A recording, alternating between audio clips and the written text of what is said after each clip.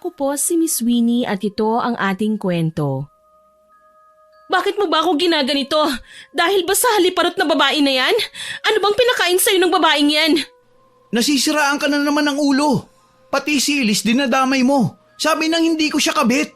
Huwag mo akong pinaglololoko. Sigurado akong kabit mo yung impacta na yan. Sinira mong magandang relasyon natin. Tigilan mo ako. Tulad ng sinabi ko sa'yo, hindi ko siya kabit. Huwag ka nga makulit. Bakit? Sasaktan mo ako?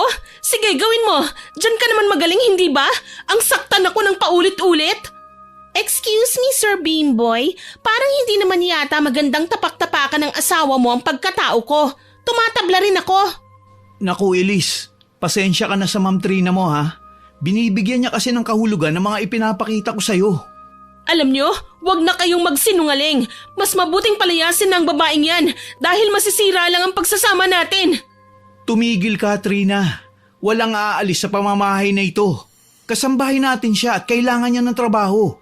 Kaya sana, palawakin mo yung utak mo. Tandaan mo, pagbabayaran mo ang ginawa mo sa akin, hindi kayo magiging masaya. Hindi ko makakalimutan ang tagpong yon. Minsan ko nang winasak ang sarili ko para sa mga taong walang ginawa, kundi saktan at alipustahin ako. Lalo ng asawa at ng malanding kasambahay. Kahit na pagbalik-balik na rin ko man ang mundo ay wala akong magawa, kundi tanggapin na lang ang katotohanan na wala na talaga kaming pag-asa na maayos pa ang binuo naming relasyon. Ako po si Trina, 36 anyos na ako sa kasalukuyan. Ang kwentong ibabahagi ko po sa inyong lahat ay karanasan ko noong 23 anyos pa lamang ako. Nagkakilala kami ni Bimboy sa aking pinapasukang trabaho. Sales lady kasi ako sa isang malaki at sikat na kumpanya. Hindi ko siya type noon dahil masyado siyang mahilig mag-entertain ng mga babae. Gwapo naman si Bimboy, mabait at marespeto. Gayunpaman, hindi yun naging hadlang para magkalapit kaming dalawa. Hindi ko rin akalain na sa maikling panahon ay magiging magkasintahan kami dahil sa mga pasimpleng biro niya sa akin. Tumigil ka na kaya sa trabaho mong ito, mahal. May ipon na ako. Pwede na tayong magsimula. Hindi kasi ganun kadali yon, mahal. May mga bagay pa akong gustong gawin sa buhay ko. Gusto ko munang bumili ng sarili kong house and lot. Pwede naman tayong bumili Magtatrabaho ako at ibibigay ko ang lahat ng pangarap mo. Oo, alam kong kaya mong ibigay ang mga gusto ko. Pero hindi naman kailangan na tumigil ako sa trabaho ko, di ba? Kailangan ko rin ito para may sarili akong pera.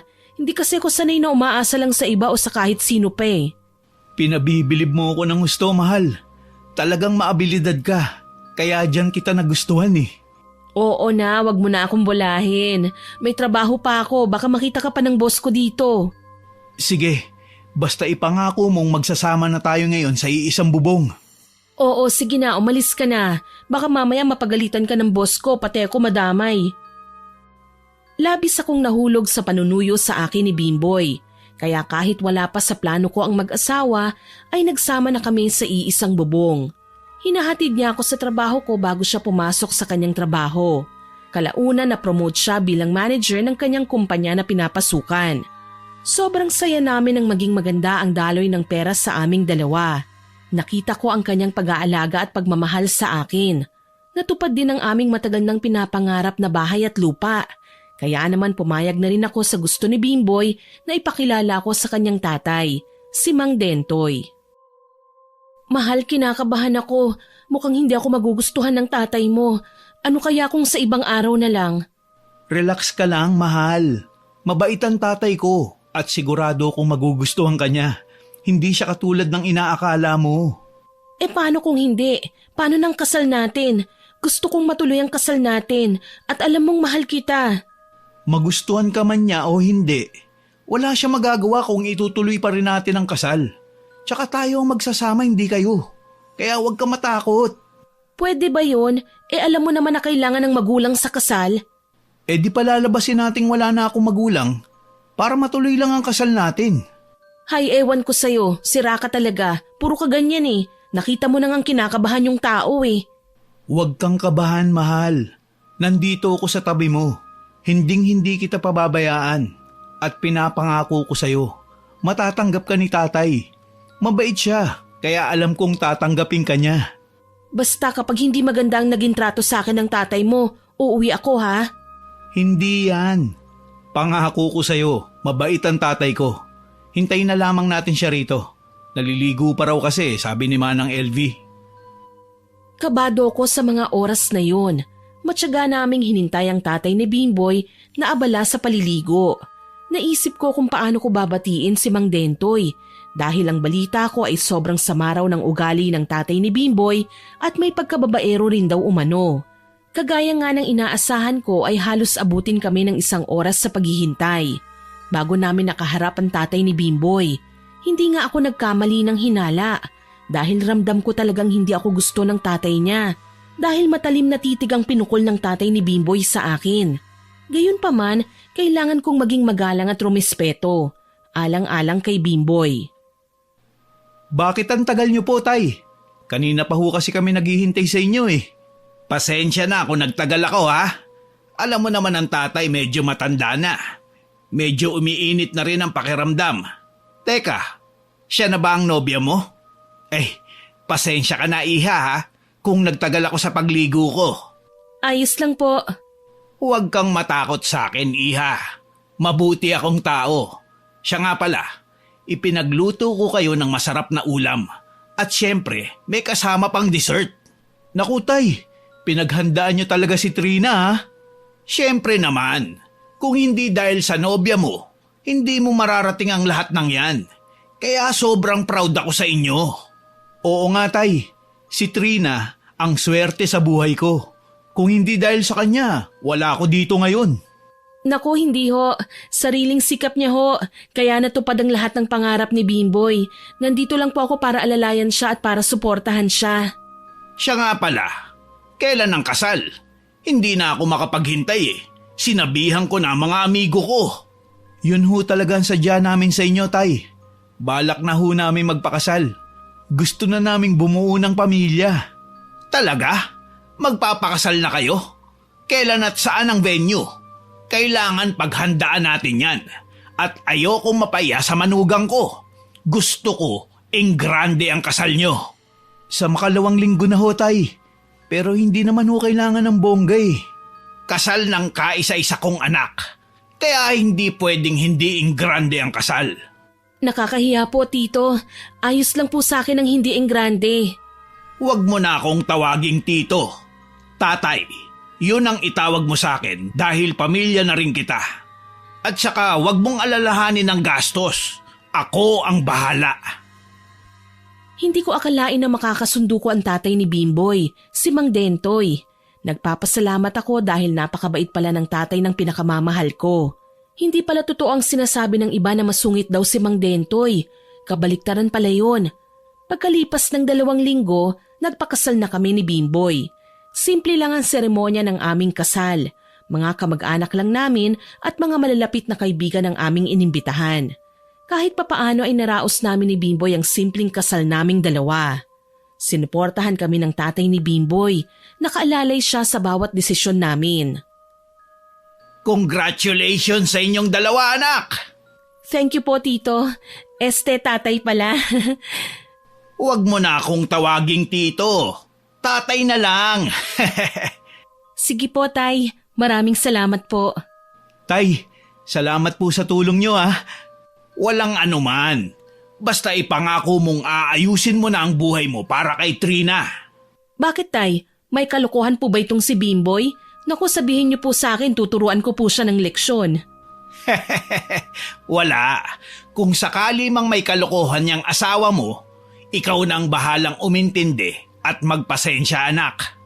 Tay, wag mo naman akong ibuking sa asawa ko. Nakakaya eh. Nagbago na po ako. Hindi na ako katulad ng dati. Pero anak, wag mong sasaktan ng asawa mo ha. Dahil maswerte ka sa kanya. Mahirap humanap ng babae na katulad ng asawa mo. Opo tay, salamat. Wag ho kayong mag-alala. Pinapangako ko pong mamahalin at aalagaan ko siya. Huwag puro salita ha. Gawin mo anak. Gawin mo. Opo tay. Niyakap ako ng ama ni Bimboy bilang pagtanggap sa akin at bilang kasapi na ng kanilang pamilya. Nagpaalam na nga ang ama niya na mauuna na sa reception. Sa isang private resort kasi ginanap ang reception. Kahit papaano ay masaya ako dahil naroon din ang mga pinakamahalagang tao sa buhay ko, maging ang mga malalapit na mga kaibigan. Pagkatapos ng selebrasyon ay dumiretso na kami sa bahay namin ni Bimboy. Sobrang saya naming dalawa dahil natapos na rin ang selebrasyon. Mahal, ngayong mag-asawa na tayo, pwede bang huminto ka na lang sa trabaho? Dito ka na lang sa bahay. Ayoko nang mapagod ka eh. Naku mahal, hindi po pwede dahil malapit na ako ma-promote bilang manager. Tulad mo. Sige, pero pag nabuntis ka, aalis ka na sa trabaho mo ha? Gusto ko maging donya ka na lang dito. Sige, sa ngayon mahal. Enjoyin muna natin ang pagiging mag-asawa nating dalawa. Hayaan mo, simula sa araw na ito at sa habang panahon nating mag-asawa, nanunumpa ako na hinding-hindi kita sasaktan. Sabi mo yan ha, baka pag tumagal na tayo bigla ka na lang magbago. Mamaya saktan mo ko. Hindi mangyayari yun, mahal. Pinapangako ko yan sa'yo. Sobrang mahal kita. Kaya malabong gawin ko sa'yo ang inaakala mo. Sa unang mga araw ng pagsasama namin bilang bagong mag-asawa, inaalagaan, pinagsisilbihan at pinagluluto ko siya ng masasarap at paborito niyang ulam. Mas marami akong oras para kay Bimboy dahil nakalive ako ng 2 linggo. Sobrang saya ko dahil nagagawa ko ang side ko bilang asawa. Hanggang sa matapos ang 2 linggo, napagpasyahan ko ng pumasok na ulit sa trabaho. Kaya hindi ko na nagagawang ipagluto at ipaglabas siya. Kaya naman napagdesisyonan naming dalawa na kumuha kami ng kasambahay. Mahal, yan na naman yung binili mo. Hindi mo na ako magawang ipagluto ah. Pasensya ka na mahal ko ah. Medyo busy lang talaga ako eh. Alam mo naman, kailangan kong makuha ang matagal ko ng inaasam. Sige, naintindihan ko. Bukas na bukas maghahanap na ako ng bagong kasambahay. Mabuti pa nga mahal. Tara pagsaluhan na natin ang binili ko. Gutom na rin kasi ko eh. Nang gabing yun ay pinagsaluhan namin ang binili kong ulam. Alam kong nagtatampo na siya sa akin, gawa ng hindi ko nga magawa ang parte ko bilang asawa. Hanggang sa isang araw, nag-absent ako noon gawa ng masama ang pakiramdam ko. Nang may isang maganda at maalindog na dalaga ang biglang dumating sa bahay namin ni Bimboy. Napataas ang kilay ko nang may bitbit itong bag. At aaminin ko, Miss Winnie, nalalaswaan ako sa kasuotan niya. Anong kailangan mo, Iha? Baka nagkamali ka ng napuntahang bahay. Hindi, etong binigay sa akin na address ni Bimboy. Siya nga pala, kasambahay ka rin ba dito? Pwede mo ba akong tulungang ipasok to sa magiging kwarto ko? Napaawang ang bibig ko nang sabihin niya sa akin yun. Hindi ko akalain na may ganong klaseng babae pala na hindi marunong gumalang sa mas nakatatanda. Hindi na ako kumibo pa. Kinuha ko ang isang bag na bitbit niya at sinamahan ko siya sa kanyang silid. Ano nga palang pangalan mo? Ako si Maria Elise. Elise for short. Trina, nice to meet you, Elise. How old are you na pala? Parang bata ka pa kasi. 20 years old na ako. Ikaw ba? Sa tingin ko, mas matanda ka sa akin ng 10 taon. Hindi 23 lang ako. Hindi halata, no? Ay, oo nga. Mukha ka lang palang 16 o 18. Ang ganda ng skincare mo, no? Wag mo na akong bulahin. Hindi rin ako mahilig sa mga pampaganda. Siya nga pala, saan ka nakuha ni Bimboy? Wag mo akong i-judge ha. Dati kasi kong escort. Ano yun? Di puta o kung tawagin, pokpok o bayarang babae. Escort. Talaga? Aminin mo nga sa akin na table mo na ba si Bimboy? Bakit mo naman naitanong? Siguro crush mo si Bimboy ano? Tsaka bakit ko sasabihin sa'yo? Mamaya isumbong mo pa ako sa asawa niya. Bakit naman? Hindi ako kinibo ni Elise. Lumabas na ako dahil sa mga sinabi niya. At aaminin ko, Miss Winnie, na talagang uminit ang dugo ko sa babaeng yun na si Elise.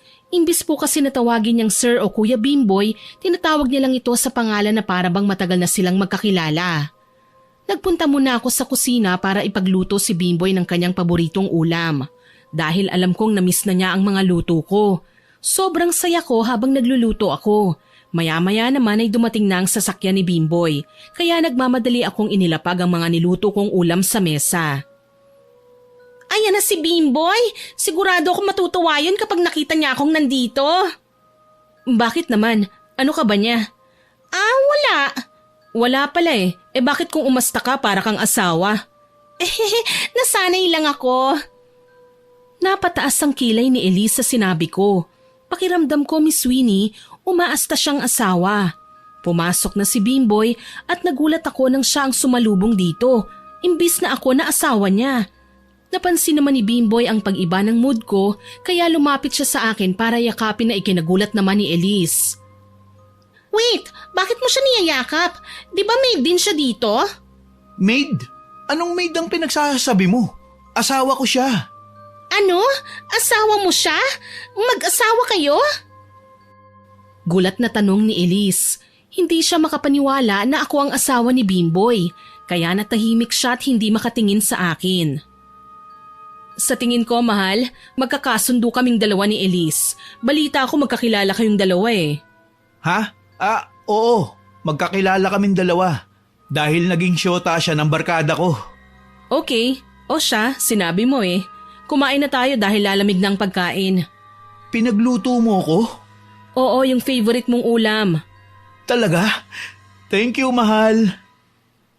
Pinagsaluhan namin ang niluto kong pagkain. Si Elise naman ay tahimik na lang na kumakain.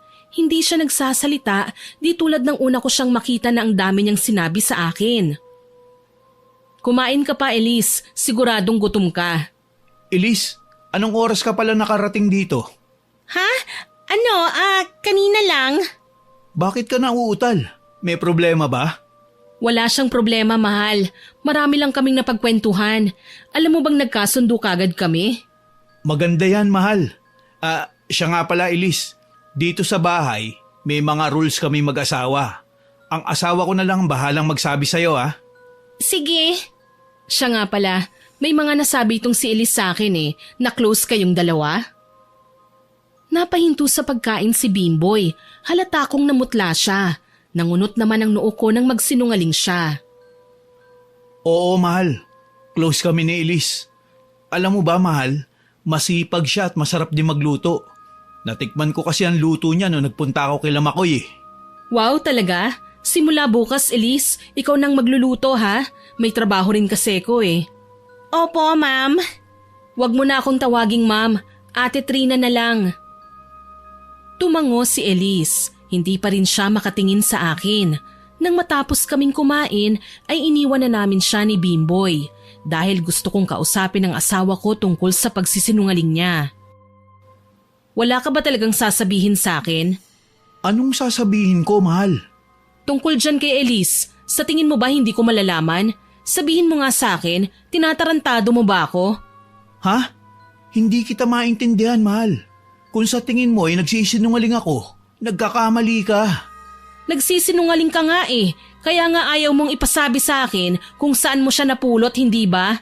Si Elise mismo ang nagsabi sa akin kung saan mo siya nakilala. Sorry, mahal. Oo, tama ang sinabi ni Elise. Pero nagbago na siya, mahal. Hindi na siya katulad ng dati. Siguraduhin mo lang ha, dahil ako mismo ang magpapalayas sa babaeng yun kapag nalaman ko at nakita kong nilalandi ka niya. Hindi mangyayari yun, mahal. Pinapangako ko sa iyo yan. Siguraduhin mo lang ha, dahil kung hindi, malalaman mo kung ano talaga ako. Natatawa si Bimboy sa sinabi ko, Miss Winnie. Alam kong iisipin niya na nagseselos ako, kahit na ang totoo ay nagdududa ako sa kanilang dalawa.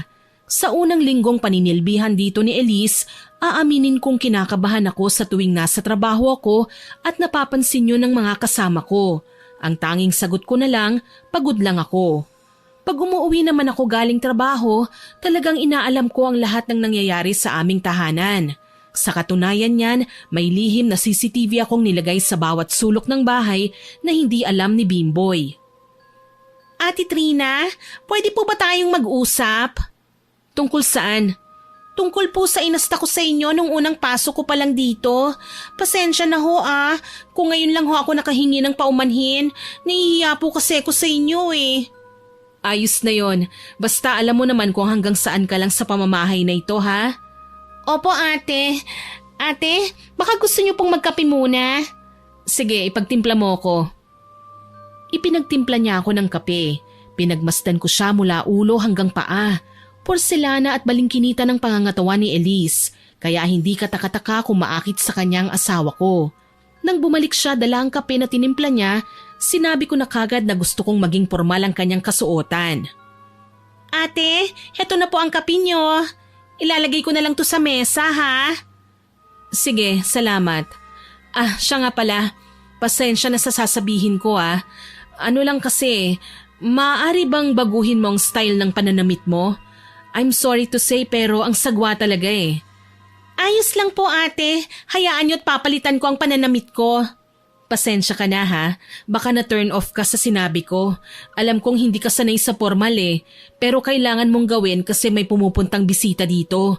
Ayoko namang kutsain ka nila. Naiintindihan ko po ate. Siya nga pala, sa makalawa out of town ako dahil may business meeting kami ng boss ko. Ikaw na munang bahala sa asawa ko ha? Ay sige po ate. Sige na, kung may gusto kong kainin nandyan lang sa ref ha, huwag ka nang magpaalam ha? Salamat po ate. Nang sabihin ko yun sa kanya ay alam kong naiinis siya. Mabuti na yun Miss Winnie dahil maaaring maakit si Bimboy. Nang dumating na nga ang asawa kong si Bimboy ay agad kong pinagbigay alam sa kanya ang tungkol sa business meeting ng boss ko sa abroad. Talaga bang itutuloy mo ang pag-alis mo, mahal? Baka naman pwede ka nang wag sumama. Mahal, kailangan kasi. Alam mo namang malapit ng promotion. Konting tiis na lang, mahal ko. 2 weeks lang naman yun, mahal Tsaka palagi naman akong tatawag sa'yo. Baka ma-in love ka na dun ha? Mamaya makahanap ka ng iba na mas higit pa sa akin. Kilala mo ako. Hindi ko kayang gawin ang mga iniisip mo. Ikaw nga ang dapat kong tanungin ng ganyan Siyempre, hindi ko magagawa yan sa'yo. Sana lang, Bimboy. Sana lang. Pangako, mahal. Mahal, bago ko umalis, maaari ba akong humingi ng pabor? Anong pabor? Pwede bang kumuha pa ako ng isang kasambahay? Sa tingin ko kasi hindi kakayaning mag-isa ni Elise. Kung yan ang gusto mo, sige, pumapayag ako. Masaya ako dahil pumayag sa gusto ko si Bimboy. At nang gabing yon, nangako kami sa isa't isa na hindi kami gagawa ng aming ikasisira. Mga ilang araw bago ko umalis, sinundo ko si Tiang Goreng. Ang totoo kung bakit ko siya kinuha ay para bantayan ng asawa ko at ang kasambahay. Hindi siya kilala ni Bimboy bilang kamag-anak ko. Dumalo naman si Tiang Goreng sa kasal namin ngunit hindi niya napansin dahil na rin siguro sa dami ng tao. Pasensya na ho, Tiang ha. Huwag ho kayong mag-alala. Kapag nakabalik na ho ako, hindi na ho kayo mahihirapan. Alam ko, iha. Alam kong gusto mo lamang ingatan ang iyong relasyon sa iyong asawa. Hindi ho kasi ako mapapanatag Lalo na ho ngayon dahil dalawa lang sila ni Elise. Sila lang ang magkasama. Kilala mo ko. Alam mo kung anong lahi ang meron tayo. Kaya huwag kang mag-alinlangan. Niyakap ako ni Tiang Goreng. Dinala ko siya sa bahay namin ni Bimboy. Nagpaalam na rin ako dahil yun din ang araw ng alis ko. 2 araw ang nakalipas mula nang makarating ako sa abroad. Talagang naging busy ako dahil na rin sa dami ng pinuntahan namin ng boss ko. Kung kaya't wala kaming oras para makapag-usap kami ng asawa kong si Bimboy. Kaya naman 1 linggo pa ang lumipas bago kami nagkaroon ng pagkakataong magkamustahan sa isa't isa. Hello, mahal? Pasensya na kung ngayon lang ako napatawag ha? Hello, Ate Trina. Pasensya na po Naliligo po kasi si Kuya Bimboy nagri-ring po kaya sinagot ko po. Okay. Matagal pa ba siya? Hindi ko po alam. Siguro po 5 hours na po siyang naliligo. Ganun ba? Pwede bang pakisabi mo sa kanya tumawag ako? Sige po, Ate Trina. Binaba ko na ang tawag. Hindi ko alam kung dapat ko bang paniwalaan ang sinabi ni Elise. Naliligo lang daw ang asawa ko na si Bimboy o talagang magkasama sila sa iisang kwarto. Nang gumabi na, muli kong tinawagan si Bimboy pero laging cannot be reached ang cellphone niya. Halos naka 15 calls na ako pero hindi niya sinasagot. Kaya naman kinabahan na ako. Pakiramdam ko ay meron talagang nangyayari sa aking asawa at kay Elise. Kaya nang patapos na ang aming business meeting, nakauwi na rin kami ng mas maaga sa Pilipinas. Hindi na ako tumawag dahil gusto kong isurprise ang aking asawa. Chang? Oh, ikaw pala yan, iha. Napaaga yata ang uwi mo. Opo, nagkasundo naman po kasi kami kagad kaya natapos ng maaga. Kaya nakauwi kagad kami ng Pilipinas. Pasensya ka na kung hindi kita napaghandaan. Ang alam ko kasi sa linggo pang uwi mo eh. Alam ba ni Bimboy ang pag-uwi mo? Hindi po eh. Gusto ko po kasi siyang isurprise. Nasaan po pala siya? Ay wala siya, iha. Ang totoo niyan ay magkasama sila ni Elise. Lumabas silang dalawa. Halos 6 na oras na. Hindi pa rin sila bumabalik. Bakit? Saan daw ho sila pupunta? Yan ang hindi ko alam, iha. Alam mo, hindi sa ginugulo ko ang isipan mo, ha? Pero pakiramdam ko malalim ang kanilang samahan. Sana ho mali ang kutob ko. Ayokong mauwi lang sa wala ang matagal na naming pinaghirapang mag-asawa. Lakasan mo lang ang loob mo. Nandito lang ako para alalayan ka. Pumasok na ako sa silid naming mag-asawa. Pansin ko ang gulo ng higaan at ang una kong napansin may pantyron na hindi sa akin. Kaya labis akong nasaktan nang isiping may kalampungan siyang iba habang wala ako. Tinawagan ko siya ng tinawagan hanggang sa magsawa ako. Ngunit hindi niya nagawang sagutin ang tawag ko. Tia, kumain na ho tayo. Ayoko na hong hintayin pa ang dalawa. Huwag kang panghinaan ng loob, iha. Basta kailangan mo munang imbestigahan ang kanilang tunay na relasyon sa isa't isa bago tayo kumilos. Humanda sila, Chang. Kapag napatunayan kong may ginagawa nga silang kababalaghan, alam niyo na ho kung anong sasapitin nila at hindi nila malalaman yun na dalawa. Tama yan, iha. Huwag kang magpapakamartir. Wala sa lahi natin ang pagiging isang martir. Tumango ako at pilit kong pinipigilan ang luha na gustong kumawala sa aking mga mata. Tinago ko ang panty na yon dahil narinig ko na ang pagdating ng sasakyan ng magaling kong asawa na si Bimboy. Umupo ako sa sofa at nagpanggap na wala akong alam. Mahal, nandito ka na? Bakit hindi ka man lang nagpasabi na uuwi ka? Nagpasabi? Teka, bakit ngayon ka lang? At bakit magkasama kayo ni Elise? Nag-overtime kasi ako sa trabaho eh. Tapos si Elise, galing sa kanila. Naaawa naman ako na umuwi siyang mag-isa kaya sinundo ko na lang siya. Talaga? Totoo ba yung pinagsasasabi mo? Parang ang hirap paniwalaan ah. Huwag mo nga akong pinaglololoko. Alam ko kung ano ang totoo. Teka mahal, ano ba ang pinagsasabi mo? Hindi kita maintindihan eh. At saka, bakit hindi ka man lang tumatawag sa akin ha? Tumatawag ako sa'yo. Pero ano, sinagot mo ba? Di ba hindi? Tsaka wag mong ibahin ang usapan. Saan kayo nang galing na dalawa? Alam mo bang ang aga-aga kong umuwi para sorpresahin ka? Pero parang ako yata ang nasurpresa nyo eh. Excuse me, Kuya Bimboy. Tutuloy na po ako sa kwarto ko, ha? Teka, anong tutuloy ka na sa kwarto mo? Hoy, babae ka. Para sa kaalaman mo, wala kang kwarto sa bahay na ito. Sino ka ba dito? Di hamak na isang kasambahay ka lang. Trina, tama na yan. Nakakaya sa kapitbahay eh. Wow, mahiya? Ako ba dapat ang mahiya? Ang tigas talaga ng pagmumukha mo, Bimboy. Ano ba kasi ang kinagagalit mo? Wala namang mali siya sa amin ni Elise eh. Huwag mo nang pagtakpan pa ang kalandian yung dalawa. Hindi ako tanga para maniwala sa katulad mo. Bakit ba ayaw mong aminin na lang? Baka sakaling mapatawad pa kita. Wala akong aaminin. Kasi nga, wala naman akong ginawa. Hayop ka? Talagang nagsisinungaling ka pa ha? Huli ka na, nagpapalusot ka pa. Talagang sapokpok ka pa talaga ng ambit ha? Sana naman kung magkakaroon ka ng kabit, doon naman sa may pinag-aralan at sana malinis, hindi yung iba't ibang lalaki nang nakatikim. Teka, ang sama ng tabas ng bunganga mo ha? Tama nga si Bimboy, nakakabagot ka ngang kasama. At aaminin ko sa'yo, may relasyon kami ni Bimboy, kaya ngayong alam mo na, mag-aalsa balutan ka na?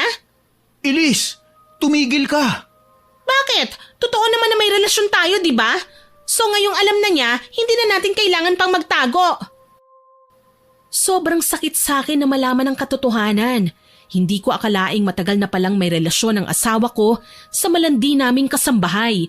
Hindi ako pumayag sa gusto ni Elise na ako ang aalis sa sarili kong pamamahay. Kung sino man ang dapat umalis, siya dapat yun. Bakit ko naman gagawin ang gusto mo? Legal ka bang asawa? Isa ka lang hamak na walang kwentang kabit. Hindi mo man lang ba ako ipagtatanggol sa babaeng yan, ha, Bimboy? Pwede ba, Elise? Tumigil ka muna. Gusto kong mag-usap kami mag-asawa. Ano? Gusto kong marinig ang mga sasabihin mo sa kanya, kaya dito lang ako. Ang tigas talaga ng pagmumukha mo, no? Ang sabi mag-asawa, hindi ka kasama. Huwag ka nga makisali dito, tanda. Hindi ka member. Hoy, ipokrita. Ikaw ang hindi kasapi sa pamilyang ito. Isa ka lang anay na sumisira sa pamilya ng iba. Alam mo kung anong dapat sa'yo? Mamatay! Pwede ba? Elise, umalis ka muna. Walang nagawa si Elise kundi pumasok sa kanyang kwarto. Hindi ko naman napigilang sampalin siya ng malakas. Hinayaan niya lang itong lumagapak sa pisngi niya. Ang kapal-kapal ng pagmumukha mo. Kailan pa? Sabihin mo, kailan mo pa ako niloloko? Mahal, hindi kita niloloko. Aaminin ko, oo, nagsisiping kami. Pero mahal, hindi ko siya mahal. Namimiss lang kita kaya ako nagawa yun. Alam mong lalaki ako, may pangangailangan. Talaga nga naman, sa lahat ng sasabihin mo yan pa? Aba, ang lakas pala ng tama mo, no? Sa tingin mo ba mapapatawad pa kita? Mahal, sorry na. Alam ko namang mapapatawad mo ko eh. Ano lang to, konting tampuhan. Handa naman akong suyuin ka eh. Tarantado ka pala eh. Ano ako, hunghang? Kahit ano pang gawin mo, hindi kita mapapatawad. Mahal, ayusin na natin to. Hindi ko kayang magkagalit tayo. Mahal, lalaki lang ako, natutukso. Hindi ko rin to gusto eh. Pwede ba tama na? Kasi mas lalong nanggigigil ako sa'yo. Mabuti pa wag muna tayong mag-usap. Tsaka palayasin mo na yung babae na yan. Mahal, wala na tayong kasambahay na makukuha. Hayaan mo siyang nandito lang. Pinapangako ko sa'yong lalayuan ko na siya. Muling lumagapak ang kamay ko sa mukha ng magaling kong asawa na si Bimboy. Hindi ako makapaniwalang ayaw niyang mawala ang kabit niya sa sarili mismo naming bahay. Wala akong pasabi na tinalikuran siya. Tumungo ako sa aking silid at nag-impake ko ng aking mga damit. Nang gabi ding yun ay wala akong pasabi na umalis ng bahay kasama ni Tiang Goreng. Pinipigilan pa ako ni Bimboy, ngunit hindi niya ako napigilan sapagkat buo na ang desisyon kong iwanan siya. Nanuluyan ako sa bahay ni Tiang Goreng. Hindi mo na ba talaga mapapatawad ang asawa mo? Hindi na po. Hayop po siya, Tiang.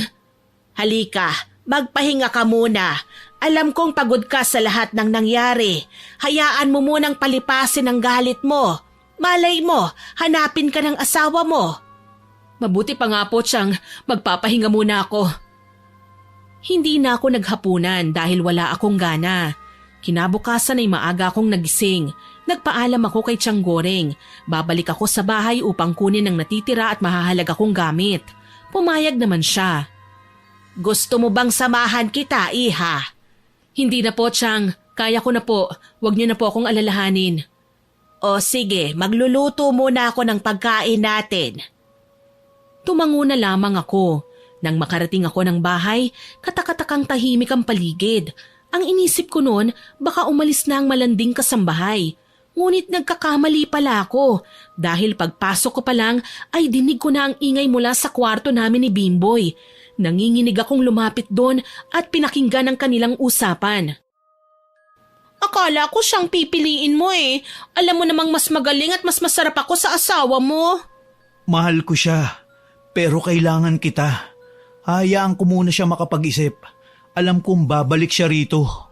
E paano kung hindi? Anong gagawin mo? Naniniwala akong babalik siya dahil mahal na mahal niya ako. Ano kaya kung tayo na lang ang magsama? Pwede mo naman akong maging asawa. Hindi pwede. Kasal kami ni Trina. Tsaka ang usapan lang natin, babayaran kita para paligayahin lang ako. Para ibigay mo ang mga pagkukulang ng asawa ko sa akin. Dahil sa narinig ko, wala akong pasabing binuksan ang pinto ng kwarto at nabungaran ko silang walang saplot na dalawa. Kaya naman ang dilim ang paningin ko, Miss Winnie. Hinablot ko ang buhok ng malanding kasambahay na si Elise. Kinaladkad ko siya palabas ng kwarto kahit na alam kong kumot lang ang tanging takip sa hubad niyang katawan. Ouch! Bitiwan mo ang buhok ko! Nasasaktan ako! Talagang masasaktan ka! Hayop kayo! Akala ko lumayas ka na, pero nagpapakasasa kayo sa mga kalaswaan niyong dalawa! Ano ngayon? Ginusto ng asawa mong mangyari sa amin yon dahil ang laki ng pagkukulang mo bilang asawa sa kanya. Tsaka mas masarap kaya ako sa'yo, no? Mahal, tama na please. Kahit kailan walang magmamahal sa'yo dahil katawan lang ang habol ng mga lalaki sa'yo. Tignan natin kung magustuhan ka pa ng mga lalaki, kung sira na yung mukha mo. Bakit? Anong gagawin mo? Bakit ba hindi mo nalang tanggapin ang katotohanan na marami kang pagkukulang? Kaya naghahanap ang asawa mo ng magbubuo sa pagkukulang mo sa kanya? Malandi kang impakta ka? Gusto mo bang makita ng lahat yung hubad mong katawan para malaman nilang lahat kung gaano kadumi kang babae? Tama na, mahal. Nasasaktan na si Elise. Isa ka pang lalaki ka. Napakakapal ng pagmumukha mo. Pagkatapos ng lahat, ganito ang isusukli mo? Kailan lang tayo nagpakasala? Wala pang 2 buwan pero ano itong pinaggagawa mo? Hindi ko na mapigilan ng mapaiyak dahil sa sobrang sakit. Habang binubulyawan ko si Bimboy, hawak ko pa rin ang mahigpit ang buhok ni Elise. Pilit niya akong kinukumbinsing pakawalan ko si Elise, pero mas lalo kong hinigpitan ang pagkakasabunot ko sa kanya. Namumula na rin ang mukha ng kasambahay at nakikita kong nababahala na ang magaling kong asawa. Mahal, tama na oh. Maawa ka naman sa kanya. Baka mapatay mo siya. Maawa? Bakit? Naawa ka ba sa akin? Talagang papatayin ko ang malanding to! Tama na! Nasasaktan na ako! Sige, aalis na ako sa bahay niyo! Pangako! Hindi na! Kukunin ko lang ang gamit ko! Magsama kayong dalawa! Teka, anong gagawin mo? Huwag mo akong iwan. Pakiusap. Maghiwalay na tayo! Ito ang pakatandaan mo. Magbabayad kang lalaki ka. Kayong dalawa ng walang kwenta mong kabit. Bago ko binitiwan si Elise, ninudngud ko ang mukha niya sa sahig. At hindi pa ako nakontento dahil pinagsasampal ko pa siya. Wala na akong pakialam kung mapatay ko siya. Dahil ang gusto ko lang naman makaganti sa lahat ng ginawa nila sa akin. Nang mapagod at magsawa na ako, binitiwan ko siya na nanghihina. Patikim pa lang yan. Hintayin mo ang ganti ko. Hindi ko hahayaan maging masaya kayo habang ako nagdurusa sa sakit na ginawa nyo. Mahal, nakikiusap ako sa'yo. Huwag mo akong iwan. Pangako, magbabago na ako. Walang kapatawaran ng pagtataksil mo sa akin. Mamamatay muna kayo bago ko kayo mapatawad. Wala nang nagawa pang asawa ko kung hindi pabayaan akong mag-impake ng mga gamit ko. Napahagulgol si Bimboy nang tuluyan akong umalis sa bahay namin. Hindi ko na siya nagawa pang lingunin. Bumalik ako sa bahay ni Tiyang Goring. Ayos ka lang ba, iha? Tila yata ikay galing sa pag-iyak. Anong nangyari? Hayop sila, Tiyang. Hinintay lang nila akong umalis para magawa na nila yung mga kababuyan na pinaggagawa nila. Hayaan mo na sila, iha. Huwag mong lugmukin ang sarili mo sa sakit na idinulot sa iyo ng mga walang kwentang tao. May paraan pa para makaganti ka. Ano pong paraan, Tiyang? Kulam. Kung gusto mong makaganti, kulam ang sagot sa lahat. Kulam? Pero Tiyang, hindi ba't matagal nyo nang tinalikuran ng masasamang gawain na yan? Bakit nyo gagawin muli? Gagawin ko to para sa'yo. Ayokong saktan ka ng mga walang kwentang tao. Pinangako ko sa iyong ina na aalagaan kita at hindi pababayaan. Hindi lang pamangkin ang turing ko sa iyo kundi isang anak na. Bilang tumatayong magulang mo, hindi ko pahihintulutang saktan ka ng kung sino-sino lang. Salamat po, Tiyang. Pero baka mamatay ho sila sa gagawin nyo. May iba pa po bang paraan para gantihan sila? Hindi sa paraang gusto nyo? Kilala mo ba talaga ako? Oo naman po. Kung talagang kilala mo ko, alam mo na hindi ko rin kayang pumatay ng tao. Huwag kang mag-alala. Tuturuan lang natin sila ng leksyon. Sige po. Sumama ako sa kanya sa likod bahay. Nagtungo kami sa kubo kung saan hindi ako pinahihintulutan ni Tiyang na pumasok doon. Ngunit sa pagkakataong yon, hinayaan niya ako. Maraming kakaibang gamit ang naroon. May mga insekto na nakalagay sa garapon, may mga itim na kandila na nakita ko sa mesa, isang karayom at manika na nakapatong lang sa libro. Diyos ko, Chang, ano po ang mga kagamitang yan? Parang sa horror stories ko lang po napapakinggan yan pero ngayon nakikita ko na ng harapan. Yan ang gamit para mangkulam. Pero Chang, paano kayo nagkaroon ng ganyan? Ang pagkakaalam ko po kasi si Lola lang ang may ganyang kagamitan. Galing nga yan sa iyong lola. Ipinamana niya sa akin bago siya na maalam. Nakakatakot po, Chang. Parang hindi ko po yata kayang gawin ang gusto nyo. Kaya mo yan, Iha. Hindi naman natin sila papatayin Ang gusto ko lang mangyari ay turuan sila ng leksyon hanggang sa mapagtanto nila ang kanilang kamalian. Sige po, nagtitiwala po ako sa inyo. Huwag mong isipin ang iba. Intindihin mo yung sakit na nararamdaman mo. Tandaan mo, niloko at sinaktan ka ng taong pinakamamahal mo. Kaya ano pang ikinatatakot mo? Tama po kayo. Siguro nga kailangan ko silang turuan ng leksyon para magtanda na silang dalawa. Huwag kang mag-alala. Sisiguraduhin kong pagsisisihan nila ang lahat ng ginawa nilang mali sa'yo. Salamat po, Chang. At least ngayon mababawasan ang sakit na dinulot nila sa akin. Kailan po ba tayo magsisimula? Kailangan mo munang kumuha ng personal nilang kagamitan na gagamitin natin. Pwede po ba ang panty? Pwede yon. Pero paano ang asawa mo? Hindi mo ba siya ipakukulam? Kahit na maliit na karamdaman lang ang ipataw natin sa kanya. Sige, Chang. Bukas na bukas babalik ako ng bahay. Titiisin ko ang kanilang pagmumuka. Basta makuha ko lang ang pakay ko. Dito natin gagawin ang ritual sa pangkukulam. Bukas ng gabi. Napatango na lamang ako sa sinabi ni Chang Goreng. Alam kong nasasaktan siya sa pananakit sa akin ng mga taong pinahahalagahan ko pa. Kaya ganun na lamang siya kainteresado na parusahan ang asawa ko at ang malanding kasambahay. Nagpunta ako sa bahay namin. Kagaya nga ng inaasahan ko, naroon pa rin ang kinamumuhian ko. Wala doon ang asawa ko dahil marahil nasa trabaho siya. Pumasok ako ng walang pasabi dahil bahay ko naman yun. Tumungo ako sa kwarto naming mag-asawa at nakita ko ron si Elise, mahimbing na natutulog. Nang mapagmasdan ko ang kanyang muka, talagang nanggigigil ako. Para bang may side sa sarili ko na gusto ko siyang patayin na lang. Mukhang may sakit siya kaya pasimple akong kumuha ng ilang kagamitan ng asawa ko tulad ng litrato at damit niya. Pagkatapos ay nagtungo naman ako sa silid ni Elise. Naghanap ako ron ng pwede kong magamit laban sa kanya. Sa pangangalkal ko ng kanyang bag, sumambulat sa akin ang mga malaswa nilang litrato ni Bimboy. Naisip ko na magagamit ko rin yun. Kaya kinuha ko maging ang ilang personal na kagamitan ni Elise. Pag uwi ko, kaagad ko yung pinakita kay Chang Goreng. Ayos na po ba yan, Chang? Oo, pwede na ito. Bukas maghanda ka dahil sisimulan na natin ang iyong paghihiganti. Sige po, Chang. Siya nga po pala, papasok po ako ngayon. Anong gusto niyong pasalubong? Kahit ano, ikaw na ang bahala. Pwede ba yun, Chang? Sabihin niyo na po kasi sa akin kung anong gusto niyo. Huwag ho kayong mahiya. Sige, bakit ba ang bait-bait ng pamangkin ko? Hindi ko alam kung bakit nagawa ka pang saktan ng taong mahal mo, samantalang nasa sayo ng lahat. Ganun ho yata talagang buhay Baka ho hindi talaga kami para sa isa't isa. Di bale, marami pa naman sigurong matitinong lalaki dyan, kaya wag mo nang isipin yan. Isipin mo na lang na masamang panaginip lang ang lahat. Paano po? Aalis na ho ako, Chang. Mag-iingat ka, Iha. Pumasok na nga ako sa trabaho. Alam kong alam nilang lahat kung anong nangyayari sa akin.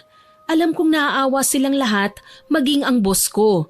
Pinayuhan pa niya akong mag-leave kahit na ilang linggo pa. Ngunit mariin ko yung tinanggihan dahil mas lalo lang ako malulungkot kung mananatili ako sa bahay at magmumukmuk na lang. Habang nasa cafe ako, nakita ko si Bimboy na masayang nakikipagkwentuhan sa mga ka-office mate niya. Kita sa mga mata niyang ayos lang siya, Miss Winnie. Habang ako naman, lugmok at nagdurusa. Kaya mas lalong sumama ang loob ko sa kanya. Nang matapos kami, agad na akong bumalik sa trabaho ko. Dahil hindi naman kalayuan ang pinapasukan niyang trabaho sa pinapasukan ko. Ayoko na rin siya kasing makita pa, kaya umalis na rin ako. Tinapos ko kagad ang trabaho ko at nagpaalam na akong uuwi na. Ayos ka lang ba, Iha? Mukhang pagod ka. Okay lang po ako. Siya nga po pala, Chang. Ito ho ang pasalubong ko sa inyo. Oh. Alam kong magugustuhan niyo po yan. Nako, nag-abala ka pa. Pero maraming salamat dito, Iha. Wala pong anuman, Chang. Kumain na muna tayo para simulan na natin ang ritual. Sige po, Chang. Nakahanda ka na ba? Hindi ka maaaring mag-alinlangan dahil hindi magtatagumpay ang ating isasagawang ritual. Handa na po ako. Huwag niyo po akong alalahanin. Nakita ko ho siya kanina, Chang Goring. Nakita ko ang saya ng mukha niya eh. Sige, pagkatapos nito, sisimulan na natin. Pagkatapos naming kumain, sumama ako kay Chang Goring sa kubo. Ako ang nagsilbing tagalagay ng kandilang itim sa tamang pwesto nito. Naglagay ako ng mga orasyon na gawa ni Chang Goring, mga simbolo na nagbibigay ng malakas na kapangyarihan. Manatili ka lang sa tabi ko para sakali man mahahawakan kita at mailalayo kita sa kapahamakan. Sige po, Chang. Ayos lang po sa akin. Umupo ka, Iha. Sisimulan na natin ang ritual. Dito ka sa harap ko. Yang litrato ng asawa mo at ng kabit niya, pagigitnaan nating dalawa dito sa bilog. Masusunod po. Pumuesto nga kami ni Chang Goring. Magkahawak ang mga kamay namin. Nakapikit ang mga mata ko, ngunit naririnig ko ang mga dasal na binibigkas niya. Hindi ko alam kung anong klaseng dasal ba ang kanyang sinasambit. Basta napansin ko na lang ang pag-iba ng klima ng kapaligiran. Biglang lumakas ang hangin at lumamig ng todo. Dahil sa tensyong yun ay napadilat ako. Ngunit wala akong naaninagan dahil patay na ang ilaw. Ang tanging liwanag na lang namin ay ang nakasinding itim na kandila. Ang totoo po niyan, Miss Winnie, noon lang ako nakasaksi at nakagawa ng ritual na ganun. Ni wala akong ideya dahil maraming hindi sinasabi sa akin si Chang Goring. Pansin kong may kakaiba sa paligid. Lalong-lalo na kay Chang Goring. Nakapikit siya at hindi gumagalaw. Gusto kong gumalaw pero naaalala kong bilin niya sa akin na wag raw akong gagalaw dahil hindi na siya ang nasa katawan niya. May ibang nilalang na raw ang sasanib sa kanya. Maya-maya pa ay binitiwan ako ni Chang Goring. Halos takasan ako ng kaluluwa ko nang dumilat siya na purong itim ang mga mata niya. Gusto kong tumakbo pero hindi ko magawa. Nanginginig na ako dahil sa labis na pagkasindak. Maya-maya pa ay kinuha niya ang litrato, pati na rin ang panty at ipinuwesto niya sa kanyang harapan. Kumuha siya ng punyal at sinugatan niya ang kanyang palad. Habang ginagawa niya yon, may inuusal siyang salita na hindi ko mawari kung ano. Pinatakan niya ng sariling dugo ang litrato ng asawa ko at ng kanyang kabit. Ilang sandali pa, naririnig ko na ang mga boses na nagsisigawan, na animoy pinaparusahan. May naririnig akong nagkakasiyahan habang may humihiyaw. Halos mabingi ako pero wala akong magawa kundi tiisin at hayaan ang mga nararanasan ko. Pagkatapos ay kinuha niya ang basag na salamin sa ilalim ng mesa. Hanggang sa matapos ang ritual, muling bumalik si Chang Goring sa kanyang katawan. Nagulat naman ako nang mapansing may mga nakaukit ron na kakaibang lengguwahe. Kinuha niya ang litrato na may dugo at sinunog niya yon. At pagkatapos ay nilagay niya sa garapon ng mga abo. Ayos ka lang ba, Iha? Alam kong natakot ka sa lahat ng nangyari at nasaksihan. Ayos lang po ako. Pero Chang, bakit po parang nag-iba kayo? Parang hindi na ho kayo ang nasa katawan niyo kanina. Oo, Iha. Tama ka. May mga bagay na mahirap ipaliwanag sa inosenteng katulad mo. Ano ho palang mangyayari sa kanila? Hindi pa sila tuluyang nakukulam. May gagawin ka pa. Kailangan mong makalapit sa asawa mo at pati na rin sa kabit niya. Nang sa ganun ay magawa ko pa ang gusto ko sa kanila. Ano po bang gagawin ko, Chang? Kailangan mong makalapit sa kanila. Ipainom mo ang abong ito sa kanila. Ihalo mo yan sa kape o sa tubig. Sige po, gagawin ko po ang inuutos niyo. Tumungo ako sa bahay namin. Naabutan ko doon ang asawa ko na abala sa pag-aayos ng mga gamit namin. Nagulat siya nang makita ko kaya agad niyang iniwan ang kanyang ginagawa. Mahal, mabuti at bumalik ka na. Alam mo bang miss na kita? Narito ako para makipag-ayos, hindi para makipagbalikan. Mahal, hindi mo pa ba ako mapapatawad? Nagsisisi na ako. Gusto kong bumalik tayo sa dati. Gusto mo bang magkape? Halika ipagtitimpla kita. Kayo ng kabit mo. Ah, teka, nasan nga pala siya? Alam ko matutuwa kayo sa sasabihin ko. Ano ba yun, mahal? Matutuwa lang ako kung babalik ka na sa akin. Hindi ko sinagot ang tanong niya sa akin. Basta na lamang akong pumasok sa loob ng bahay. Hinayaan naman niya ako dahil pamamahay ko pa rin naman yun eh. Si Elise naman nakita kong nagluluto.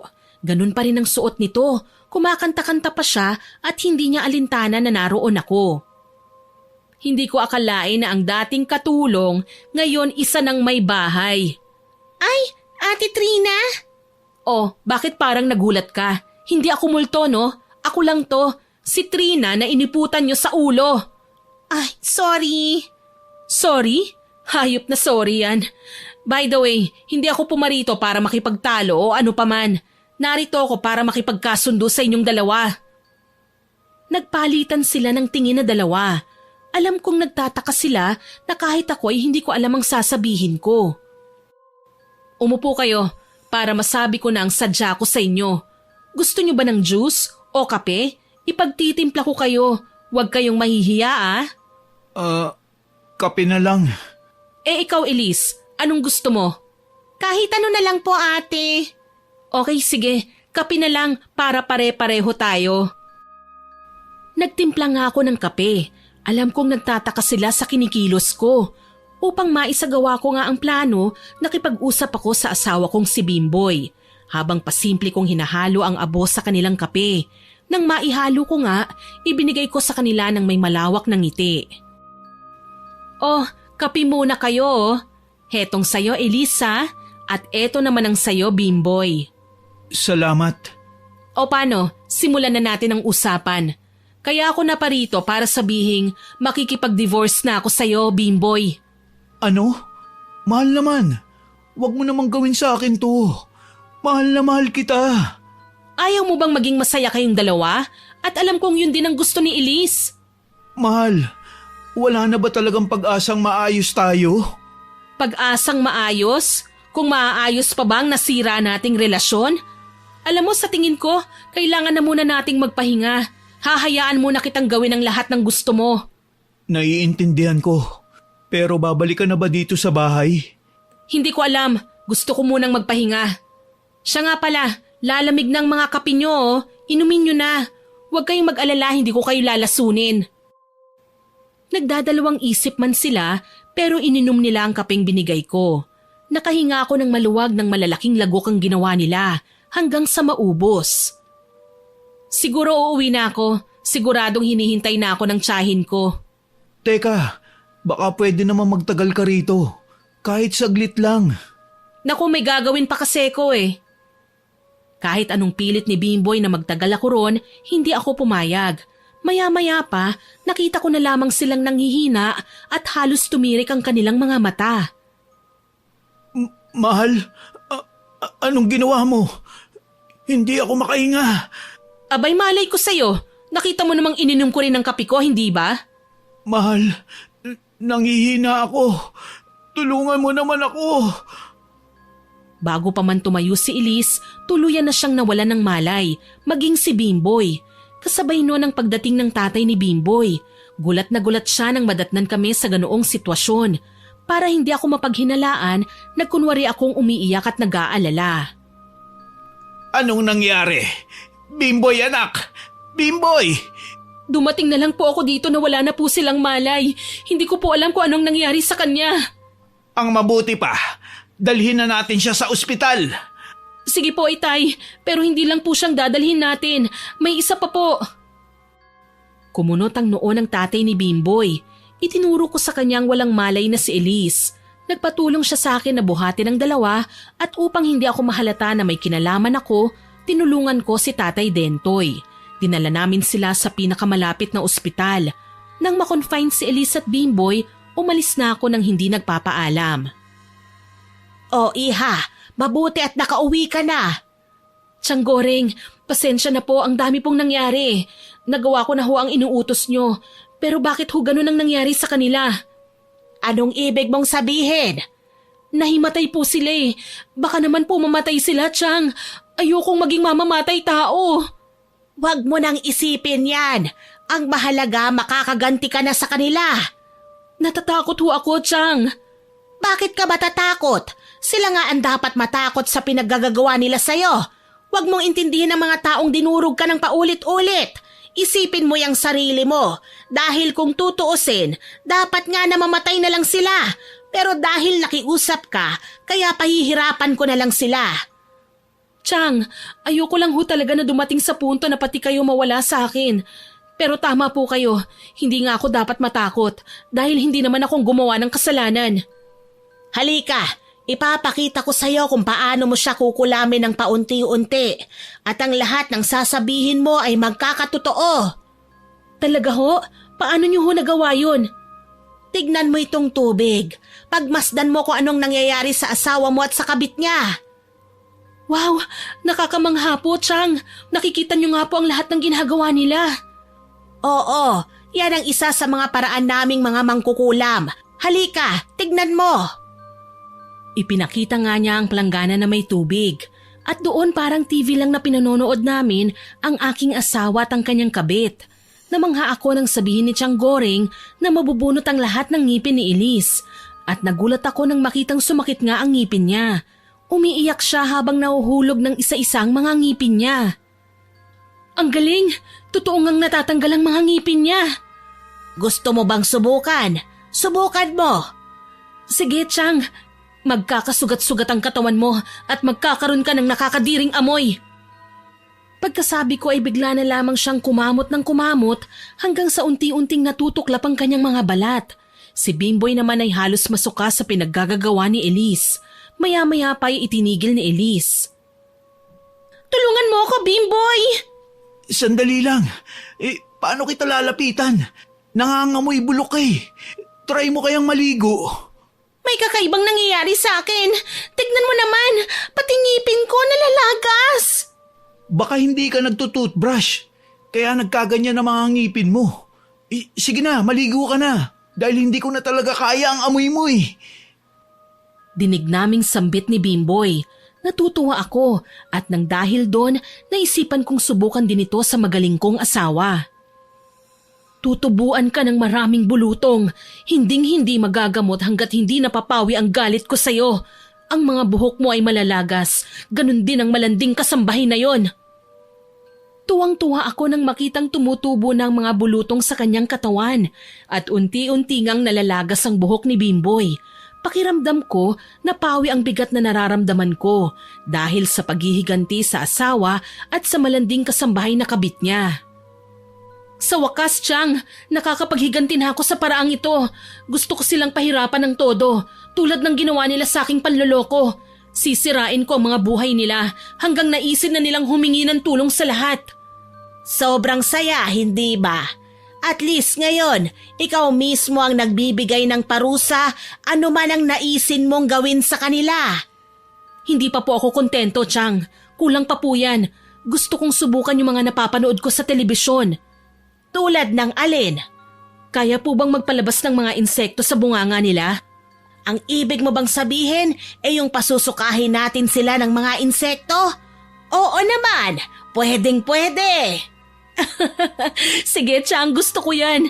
At alam ko kung anong kinatatakutan ng mga yan.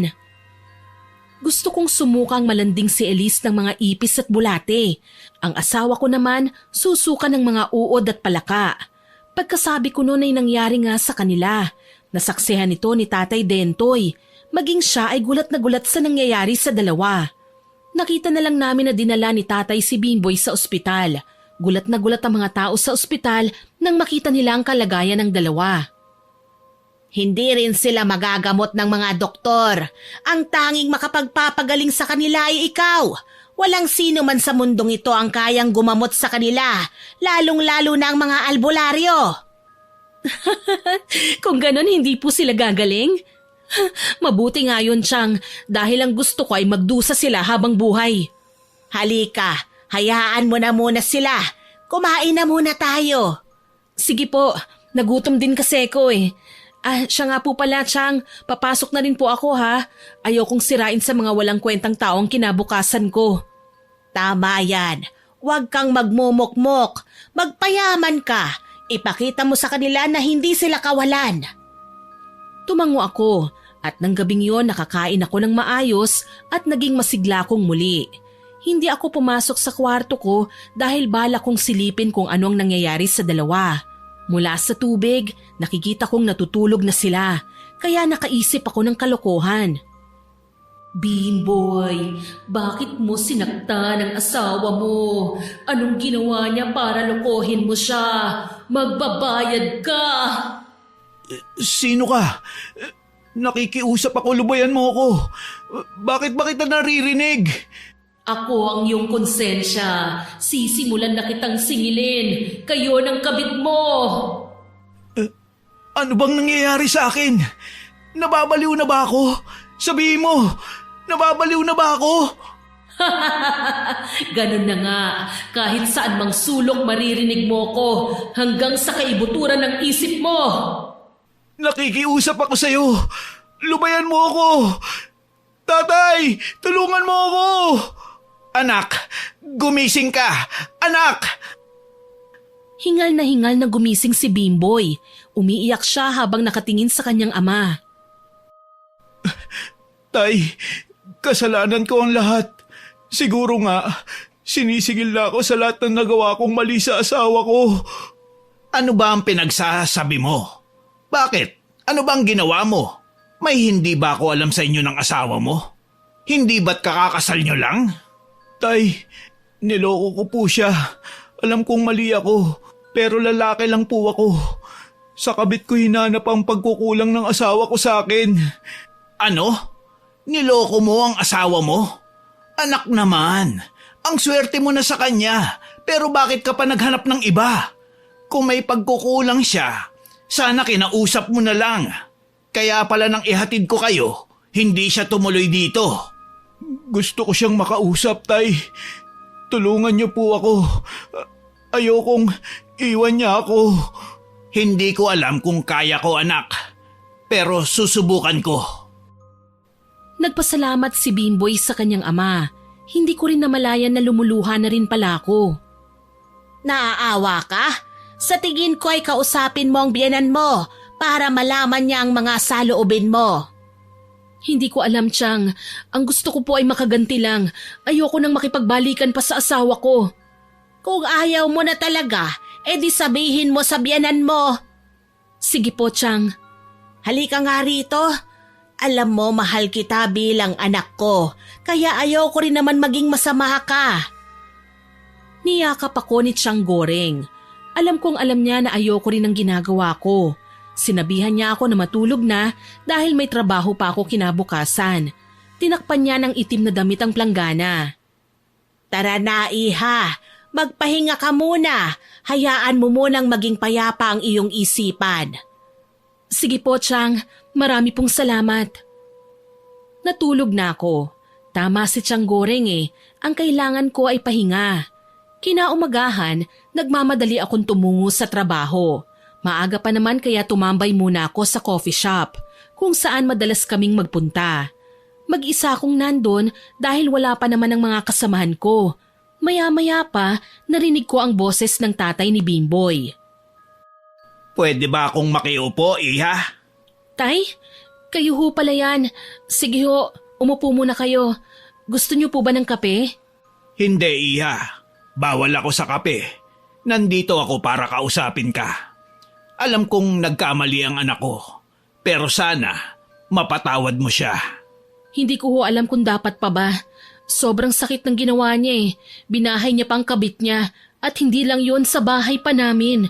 Ginawa nila akong tanga. Nagtatrabaho po ako para matulungan siya, para bumuo rin ng masayang pamilya. Pero ano ho ito? Wala akong magagawa kung hindi mo siya kayang patawarin.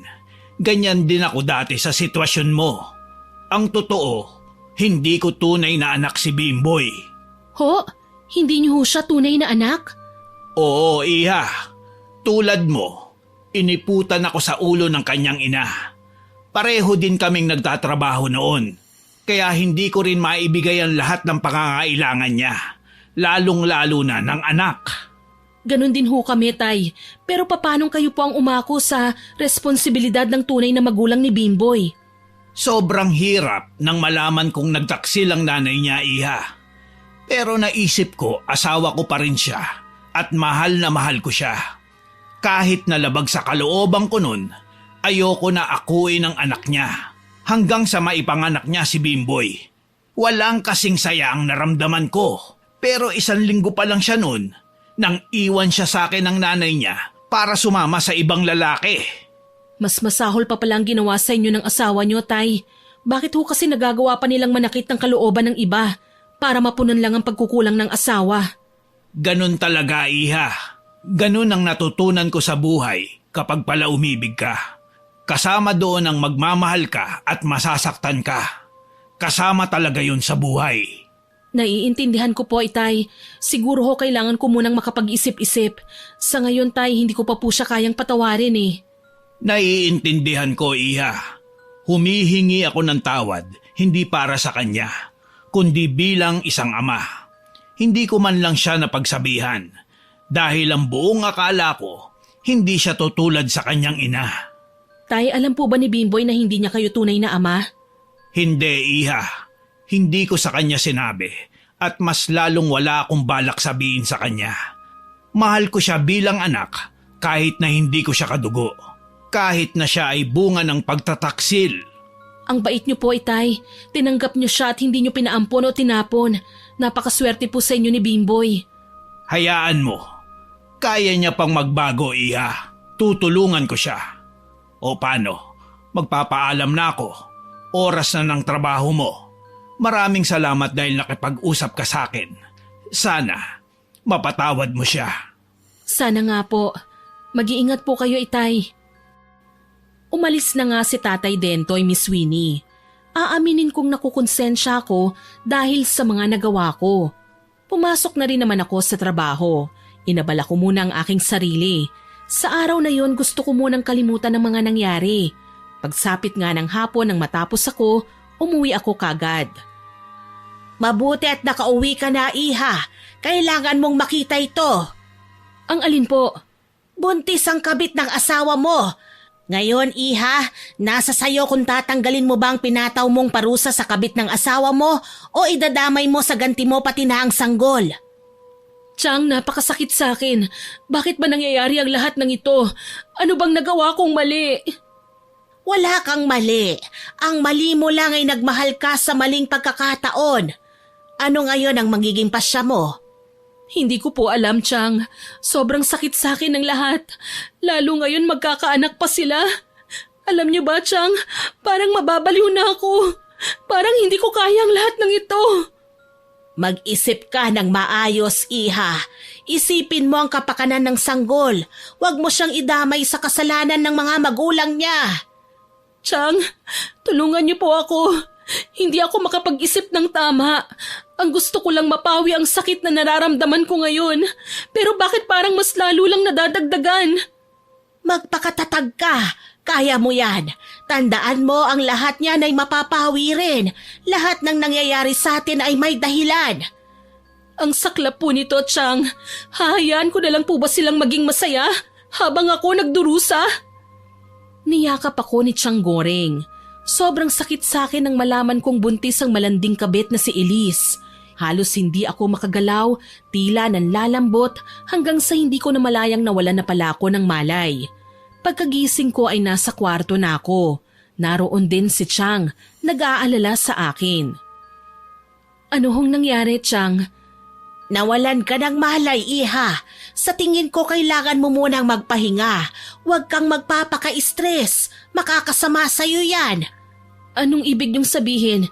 Sino ho bang tinutukoy niyo? Kailan ang huli mong dalaw? Mag-iisang buwan na po, Chang. Bakit ho? Buntis ka, Iha. Ho? Buntis ho ako? Sigurado ho ba kayo? Oo, kaya mas mabuting ipahinga mo ang iyong sarili. Makakasama sa anak mo yan. Natatakot ako na natutuwa, Miss Winnie. Natatakot ako dahil iniisip ko kung anong magiging kinabukasan ng aking anak. Kinabukasan, tumungo ako sa ospital upang siguraduhin kung totoo ngang buntis ako hanggang sa i-ultrasound ako. Doon ko nga nakumpirma na buntis ako at 2 linggo na raw. Napapaluha ako ng mga sandaling yun. Nang matapos ay dumiretso ko kung saan nakakonfine sina Elise at ang magaling kong asawa. Habang papunta ako ron, mabibigat na hakbang ang pinakawalan ko.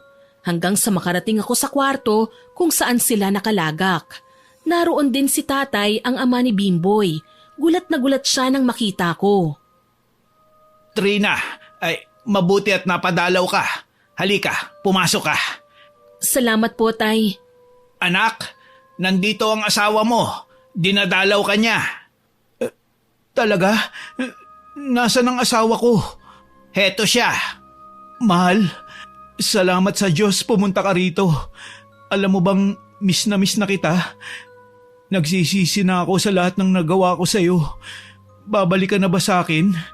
Hindi ako naparito para makipagbalikan.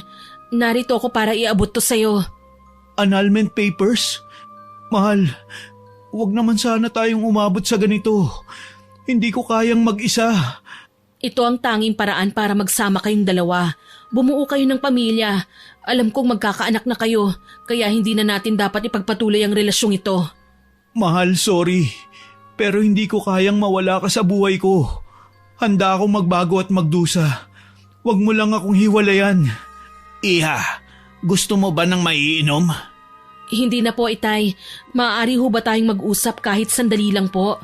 Oo naman. Halika, umupo ka rito. Doon na lang po tayo sa labas, tay. Tumango na lang ang ama ni Bimboy. Nauna akong lumabas at pagkatapos sumunod siya. Anong pag-uusapan natin, Iha? Itay, buntis po ako. Buntis ka? Ay, magkakaapo na ako. Siguradong matutuwa si Bimboy kapag nalaman niya na magkakaanak na kayo. Tay, natatakot po ako. Natatakot ako na baka hindi kami ang piliin niya. Huwag kang mag-alala, Iha. Pina-DNA test namin ang pinagbubuntis niya. Tay, maraming salamat po.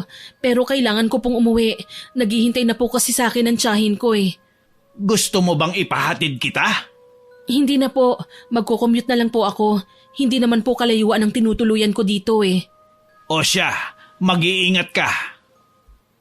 Umuwi na ako. Yumakap ako kay Tiyang Goreng. Sinabi ko sa kanya na pinuntahan ko si Bimboy. Malaki ka na, Iha. Hindi ko na kailangan pakialaman pa kung anong gusto mong gawin. Tiyang, may pag-asa pa po bang matanggal ang kulam sa kanila? Tama po kayo, hindi po dapat madamay ang pinagbubuntis ng kasambahay namin. Kung yan ang gusto mo, sige, tatanggalin natin ang kulam. Pero sa tingin mo ba ay magbabago na ang asawa mo? Hindi ko po alam, pero sa tingin ko po, pinagsisihan na niya ang lahat ng nagawa niyang mali.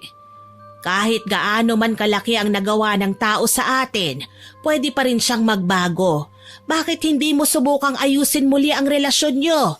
Huwag mo akong gayahin. Nagsisi akong hindi ko napatawad ang asawa ko. Susubukan ko po, Tiyang. Nang araw ding yon, tinanggal din namin ang kulam. Humingi ako ng kapatawaran sa itaas. Ipinagdasal ko na ang Diyos na lang ang bahala sa kanila.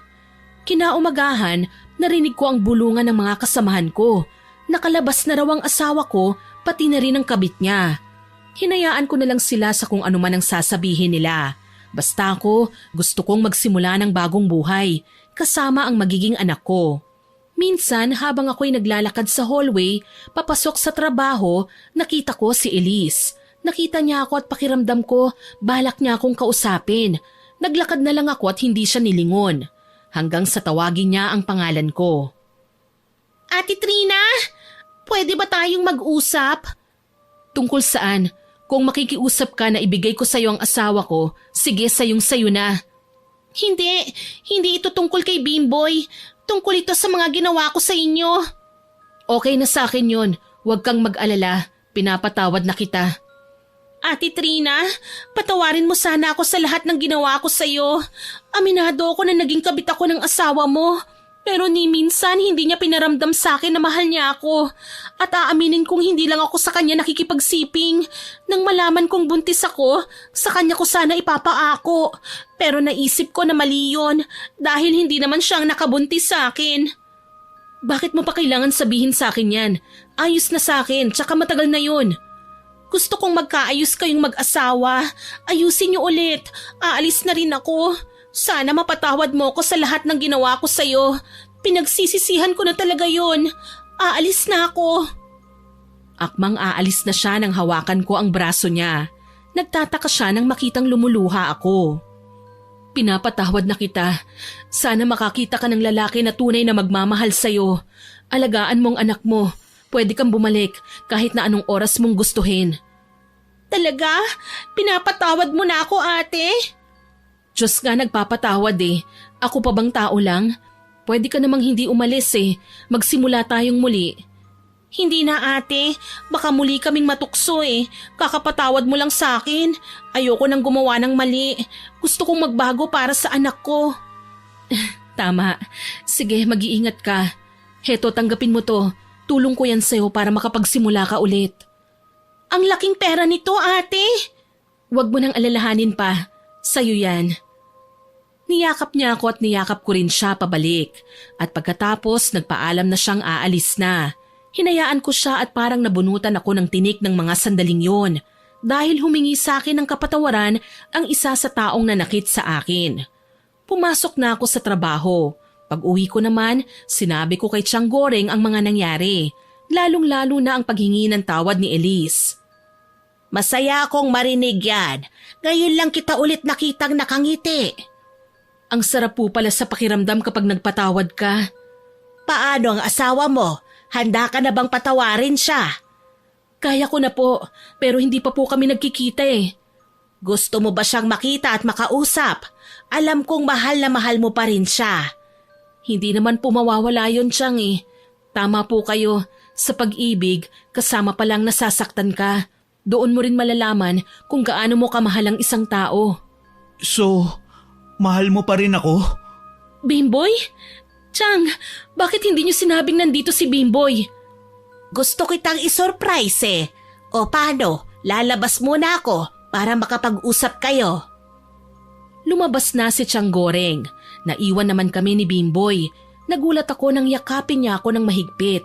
Yakap na kay tagal ko na ring na-miss.